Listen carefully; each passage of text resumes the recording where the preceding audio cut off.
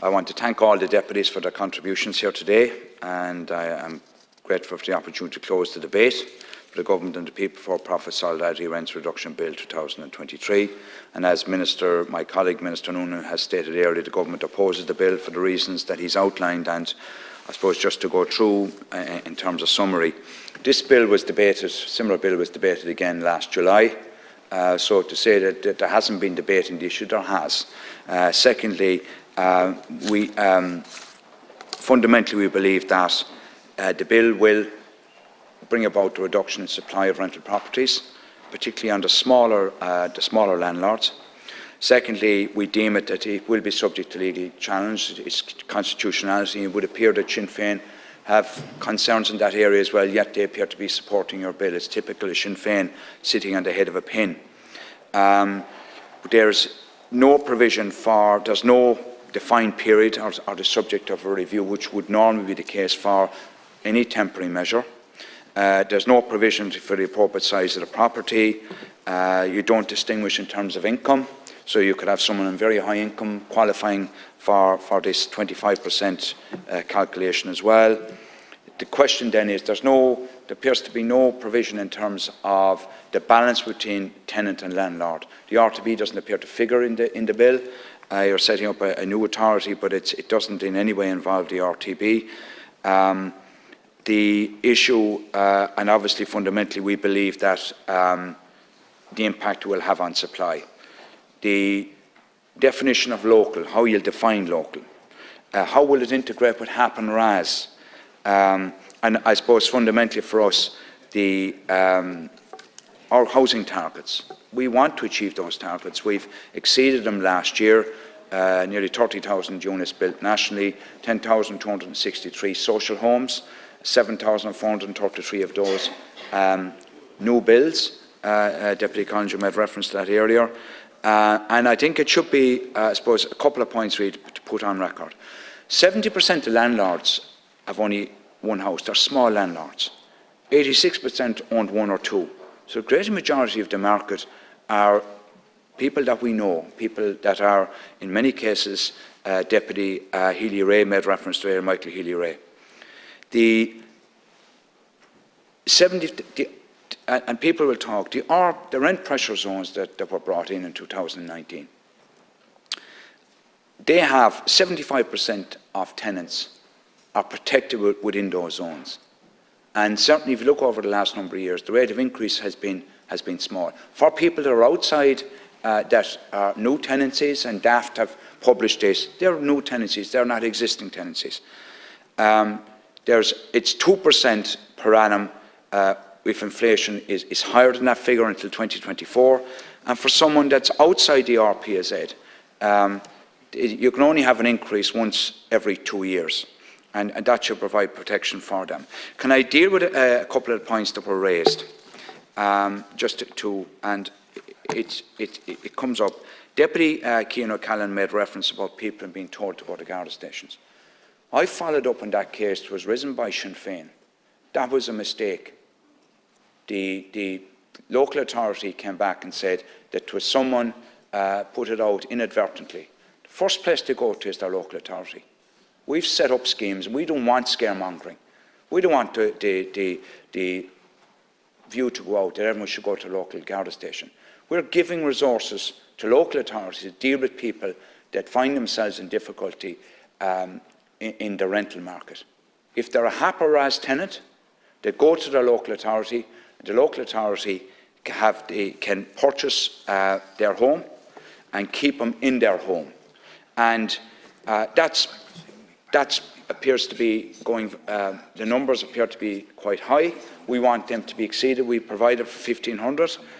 We want that to be exceeded, and there's no question of funding. And if I could also put a matter that's come up as well, Deputy Mairead Farley made reference to where a tenant is living or renting in a different local authority than the one they're on the housing list.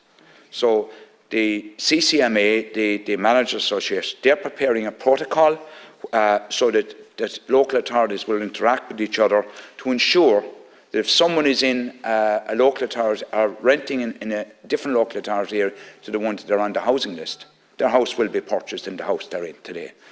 Secondly, and that's currently being developed, and it's more or less, I think, nearly more or less finalised, and there have been discussions amongst the local authorities already, including Dublin authorities. And also there's a cross-sectoral steering group has been established on acquisitions, headed up by a former CEO of a local authority. It involves the CCMA, the Housing Agency, the Housing Level Coordination Office, who are in the LGMA, and the Irish Council for Social Housing. So if there are any issues in terms of purchase of homes, that matter will very much be looked at. And that's something that, that we feel very strongly about. And furthermore, in terms of tenants that, and it came up where they're above the social housing income limit, we have a bespoke model there now where tenants can go to their local authority. The local authority, the scheme is administered by the housing agency, and the housing agency effectively, it's up to the local authority to look at the person's circumstances, whether they're deemed to be that they're at risk of being homeless, and the housing agency will purchase that home for them. And that's something that's, and what we really want here is that the funding is being provided, and it's all about supply. And people made reference to the measures that were announced yesterday by the government. We make no apology. We want further homes to be built for people. And Deputy Collinger made reference in terms of the stake, like it's whether the house is built directly by the council or built on behalf of the council by a private builder. The person is not going to question who built the home. They just want the home.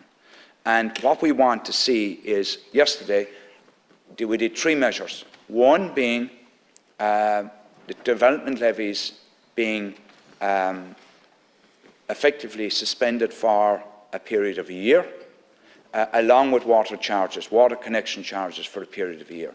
In layman's terms, if a development is commenced from today onwards up to the 24th of April of next year, they have to have the development completed by the 31st of December of 2025, 31st December 2025.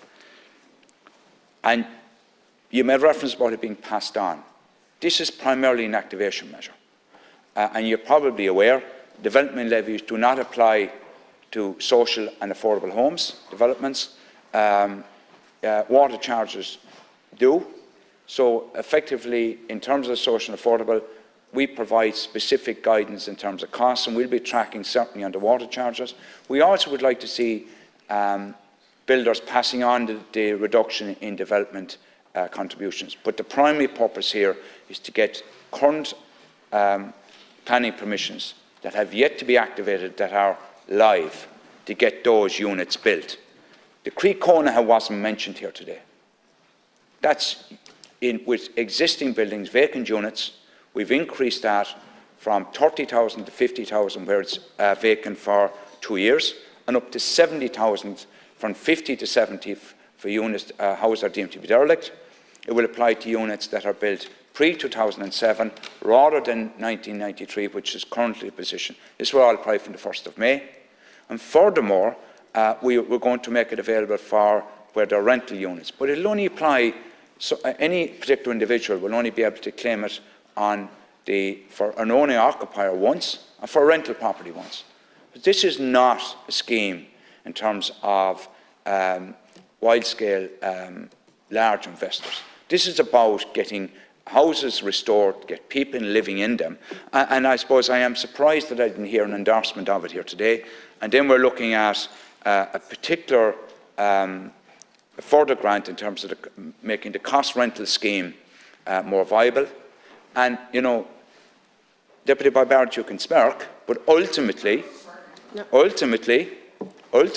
smiling, ultimately, and I hear people talking, it must be viable for a builder to build, and it must be at a price that's affordable for the person to purchase.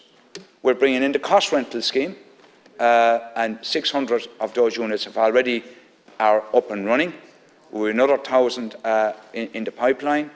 this new scheme we've announced Minister. is now being worked on by a group, and we want to see the fast tracking of cost rental schemes by local authorities and by the LDA. And then, Thank you, Minister. Your time is up. Now we move to the People Before Profit Solidarity.